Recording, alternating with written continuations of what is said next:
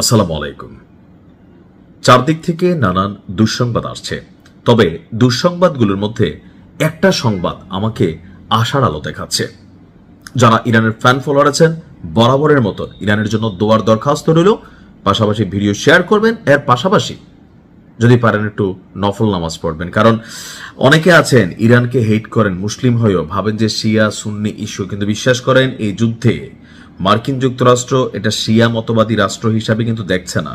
তারা দেখছে একটা মুসলিম কমিউনিটি একটা চতুর্থ পরাশক্তি হিসাবে এই মুহূর্তে আবির্ভূত হচ্ছে। সো এটাকে ঝুঁকাইতে হবে।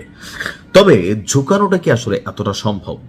গেল 3 থেকে 4 মাস আগেও আমাদের মধ্যে ভয় তৈরি হয়েছিল যে ইরানের সরকার বিরোধী যে আন্দোলনটা শুরু হইল, তো সেই সরকার বিরোধী আন্দোলনে ইরানের জওয়ানরা বোঝে না বোঝে মার্কিনীদের ফাঁদে পড়ে তারা কিন্তু আপনার এখানে কি করলো যে যুদ্ধে জড়াই গেল, বা মানে সরকার বিরোধী আন্দোলনে জড়িয়ে গেল। কিন্তু এখন যখন তারা বুঝতে পারলো যে আপনার এখানে প্ল্যানটা আসলে অন্য কিছু, তখন তারা সবাই ভিন্ন একটা শপথের দিকে যাচ্ছে।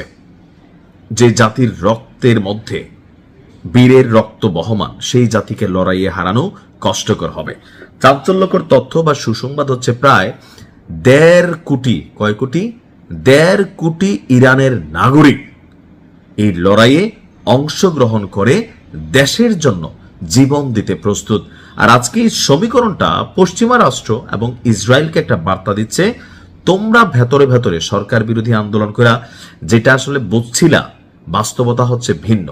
কারণ 1.5 কোটি তরুণ যোদ্ধা, এখানে নারী পুরুষ সবাই দেশের জন্য জীবন দিতে প্রস্তুত। আজকে ইরানের প্রেসিডেন্ট মাসুদ পেজেশকিয়ান তিনি এই চাঞ্চল্যকর ঘোষণা দিয়েছেন। তিনি বলছেন যে দেশ রক্ষায় ইরানিরা পিছু হটবে না, যত প্রয়োজন তত জীবন ইরানিরা দিতে প্রস্তুত।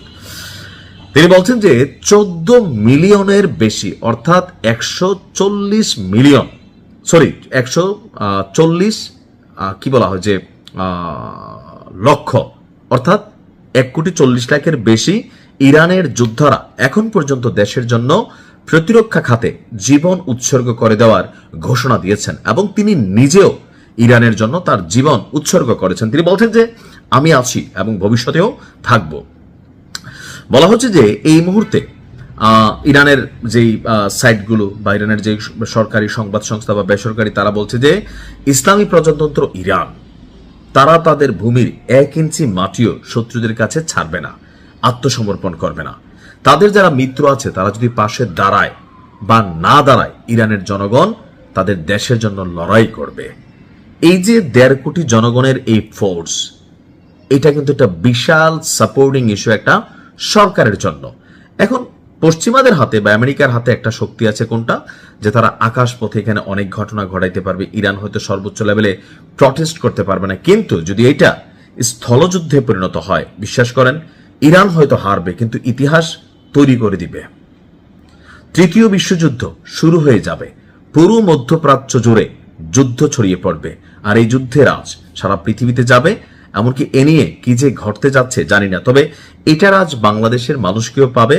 বিশেষ করে আমাদের প্রবাসীরা বড় একটা অংশ মধ্যপ্রাচ্যে অবস্থান করেছেন, অনেকে দেশে চলে আসছেন, ছুটিতে গিয়ে যাইতে পারতেছেন না, এটা একটা বড় সংকট তৈরি হচ্ছে। তো আমিও মনে করি আমেরিকাকে চাপ দেওয়া উচিত আন্তর্জাতিকভাবে, যেন এই অন্যায় যুদ্ধ থেকে তারা বের হয়ে আসে। এটা গায়ের জোরের একটা যুদ্ধ তারা চালাচ্ছে।